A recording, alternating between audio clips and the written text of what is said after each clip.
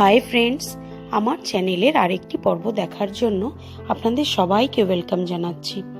আমার আজকের রেসিপি বাঙালিদের একটা ভীষণই ফেভারিট খাবার পোস্তর বড়া। দুপুরবেলা বিউলির ডাল আর পোস্তর বড়া একটা দারুণ কম্বিনেশন।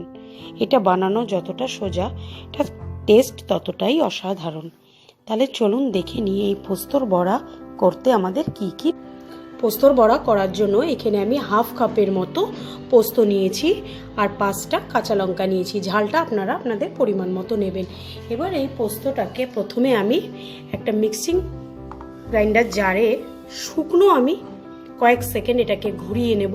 ঘুরিয়ে নিয়ে একদম অল্প জলে এটাকে আমি পেস্ট করে নেব। পোস্তটাকে আমি খুব অল্প জল দিয়ে পেস্ট করে নিয়েছি। এতে আমি অল্প একটু চিনি দেব, পরিমাণ মতো নুন দেব, আর আমি একটা পেঁয়াজ খুব ভালো করে কুচি করে নিয়েছি। এই পেঁয়াজ কুচিটাকে দিয়ে দেব। নুন আর চিনিটা আপনারা আপনাদের স্বাদ মতো দেবেন। আর আমি এখানে পোস্তর বড়াটার ক্রাঞ্চিনেসের জন্য 2 টেবিল চামচের মতো গোটা পোস্ত দেব। দিয়ে আমি এটাকে ভালো করে মিক্স করে নেব।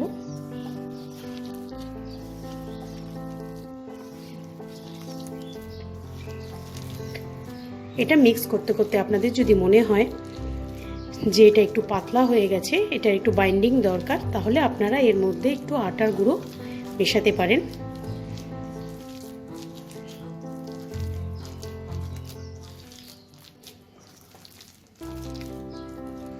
আমি এটাকে মেখে নিয়েছি। এবার এটাকে ভেজে নেব। পোস্তর বড়াটাকে ভাজার জন্য আমি এখানে কিছুটা সাদা তেল গরম করে নিয়েছি। এই বড়াটা ভাজার জন্য ডিপ ফ্রাই করতে লাগে না, এটাকে শ্যালো ফ্রাই করলেই হয়। এটাকে আমি পোস্তগুলোকে আমি এখন চ্যাপটা চ্যাপটা গোল গোল করে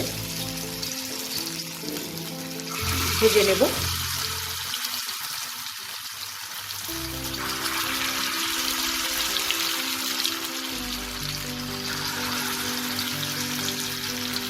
গ্যাসের ফ্লেমটাকে আপনারা সিম থেকে মিডিয়াম করে ভাজার চেষ্টা করবেন। হাই ফ্লেমে ভাজলে এটা ভালো হয় না।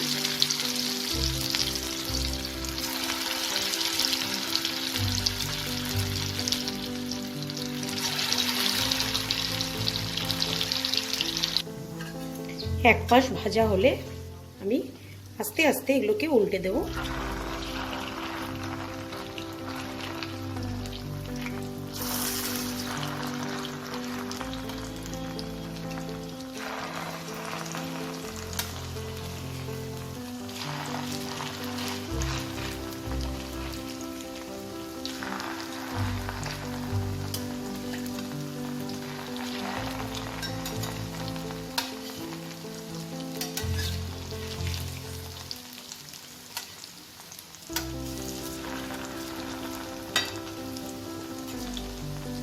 এই পাশগুলোকেও আমি হালকা ব্রাউন করে ভেজে নেব।